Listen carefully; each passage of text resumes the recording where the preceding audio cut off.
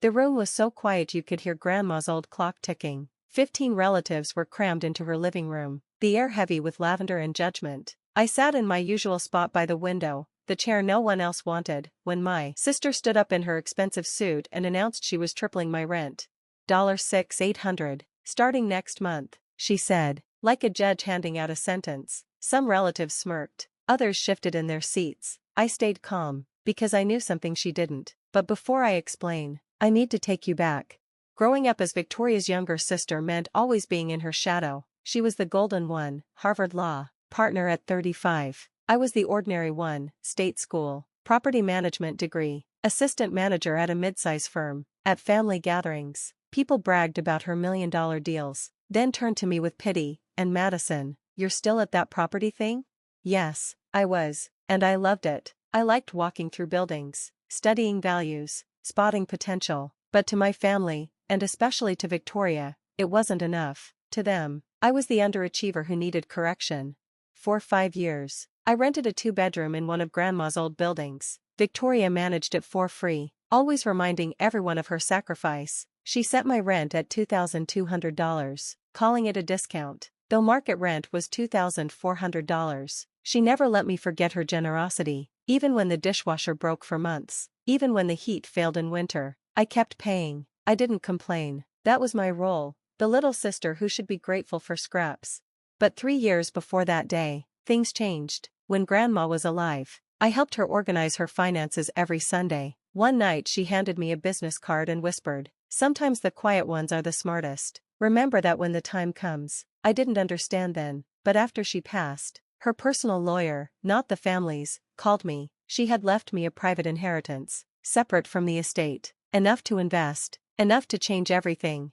Fast forward to that Tuesday, Victoria stood tall with a legal pad and charts. "Your current rent is $2,200, far below market," she announced. "Comparable units are $6,800 or more. I've been subsidizing you for 5 years. That's $240,000 out of my pocket." Aunt Patricia gasped like Victoria had given up a kidney. "Victoria, you're such a saint." "I don't want praise, I just want fairness," Victoria said. "Madison, you're 32 now. It's time to stand on your own feet. Effective next month, your rent will be $6,800. The silence was heavy. 15 faces stared at me, waiting for me to argue. No one defended me, not after 5 years of paying on time. Not after I spent hours helping Grandma while Victoria was too busy. Victoria slid the new lease across the table. "I'll need this signed today." I glanced at the paper, then at my phone. A message flashed, "On my way, documents ready." Victoria thought my silence meant surrender. She leaned in, smirking, and pulled up Zillow listings. "See? Madison's unit should be $7,200, $7,500, even $8,000. I'm actually giving her a discount at $6,800. My phone buzzed again, 15 minutes out. Uncle Ted tried to protest. "Victoria, that's quite a jump."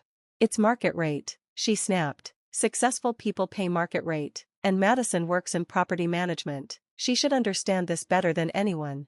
The room chuckled. My cousin Derek sneered, "Guess you'll need 3 roommates." Every laugh was a reminder of the box they'd kept me in: mediocre, dependent, failing. Victoria leaned even closer, her voice dripping with condescension. "Sign the lease, Madison, or start packing. I already have 3 Columbia law students offering $7,000. Her threat hung in the air. I almost smiled, because she had no idea. She didn't know the building she lorded over me, the one she acted like she controlled, actually belonged to me. 3 years ago, with Grandma's gift, my savings, and sheer determination, I bought the building through a holding company. Every repair, every lease, every rent check, me. And today, in front of the whole family, she was about to find out. I stared at the lease in my hand. $6,800 a month. A cruel joke in ink. My heart thumped once, but I kept my face calm. I'd been underestimated too long to give myself away now. Victoria smirked, taking my silence as surrender. "Good, you're finally learning to listen. Sign, and this will all be behind us." No one defended me. My mother shifted uncomfortably. My father looked at his hands. My relatives stayed silent. But for once, I didn't feel small. I felt steady. I put the pen down. "No." The word was soft, but it cut the room in half. Heads turned. Aunt Patricia gasped. Victoria froze, her smile breaking. What do you mean? No, she snapped. You don't have the authority to raise my rent, I said evenly. Her eyes narrowed. Excuse me? The doorbell rang. Perfect timing. My pulse quickened, but not with fear, with excitement. I opened the door. A man in a dark suit stepped inside, briefcase in hand. He nodded to me and faced the room. Good evening, I'm Mr. Carver, representing Riverside Holdings LLC. I have documents for the tenants of this building. The room stirred. Victoria frowned. Tenants? What is this? I manage this property. Not anymore, Mr. Carver said calmly. Riverside Holdings bought this building 3 years ago. I'm here on behalf of the owner. Victoria's face strained. That's impossible. I would have known. I stepped forward, voice steady. You didn't know because you never asked. You were too busy lecturing me, too busy humiliating me. While you were climbing your ladder, I was building my foundation. Gasps and whispers spread across the room. Cousin Derek muttered, Wait, what? My mother's eyes widened. You're lying, Victoria spat. Mr. Carver opened his briefcase and set a stack of papers on the coffee table, title deeds, tax records, renovation permits, all signed by Madison Irving. He said clearly, she is the sole owner of this building.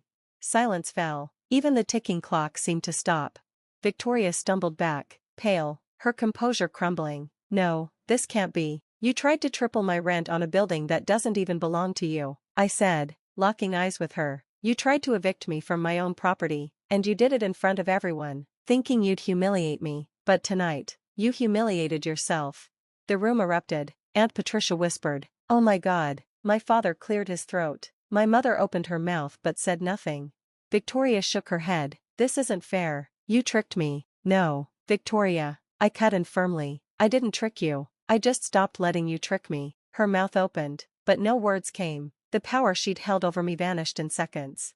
For the first time in my life, I wasn't the overlooked sister. I wasn't the underachiever or the charity case. I was the one holding the deed. And as Victoria's face turned pale in front of 15 stunned relatives, years of humiliation lifted off me like smoke clearing after a fire.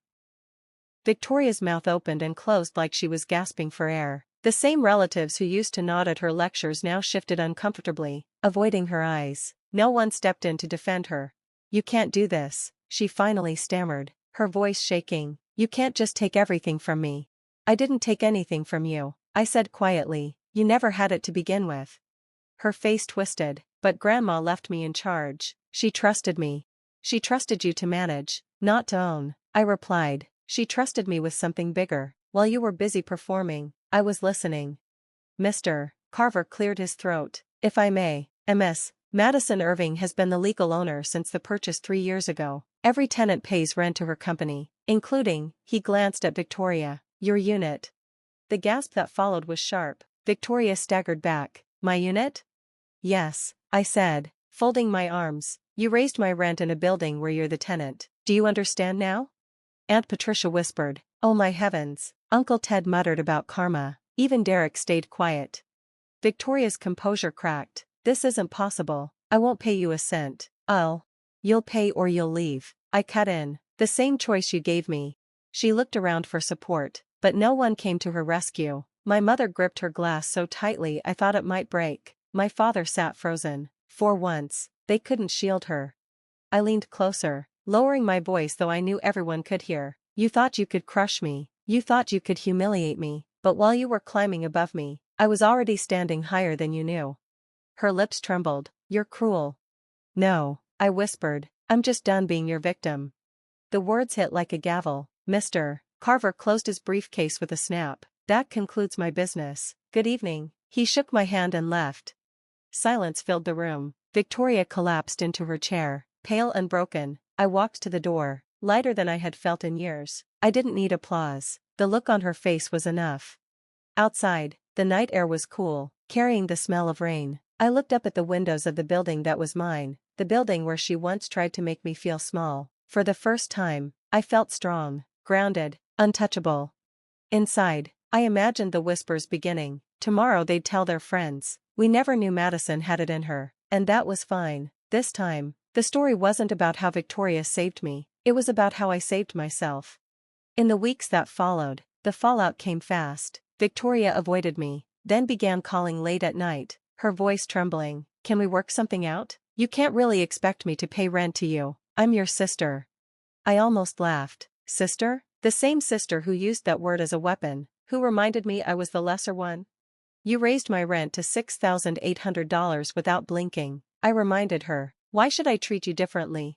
Her silence was the only answer I needed.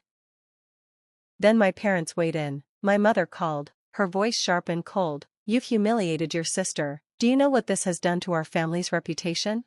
I let her words sit for a moment before answering. Do you know what you did to me? All those years you stood by while she belittled me, treated me like a burden instead of family. You never cared about me, you only cared about appearances. Well, now the appearance is simply the truth. She hung up, but I didn't cry. I didn't fall apart the way I once would have. Instead, I leaned into my new life. I managed my tenants with care. I reinvested in the building, repainted the halls in warm colors that reminded me of Grandma. When neighbors stopped me to thank me for fixing things Victoria ignored, pride filled me in a way it never had before. One evening, as I was locking up the lobby, I saw Victoria standing on the sidewalk. Her arms were crossed, her face pale under the streetlight. She didn't speak at first, she just looked at me, like she was searching for the sister who used to shrink when she raised her voice. Finally, she whispered, "You've changed." I met her eyes without flinching. "No, Victoria, I just stopped letting you control the story." She blinked, as if my words hit her harder than any anger could. She opened her mouth to argue, but nothing came. She turned and walked away, her heels echoing down the street until she disappeared into the night. I stood there breathing in the silence. For the first time in years, I felt free, not just from her, but from the need for her approval. My life was mine now, built choice by choice, deed by deed. That freedom was worth more than revenge. It was justice, and it belonged to me. If this story touched you, remember this: you are not defined by the voices that underestimate you. You are not trapped in the roles others assign you. The greatest power you'll ever claim is the courage to own your story and stand tall in it, no matter who tries to cut you down. If you felt something in my journey, please like this video, share it with someone who needs to hear it, and subscribe for more stories of resilience, betrayal, and quiet victories. And leave your own story in the comments. I'd love to know how you found your strength.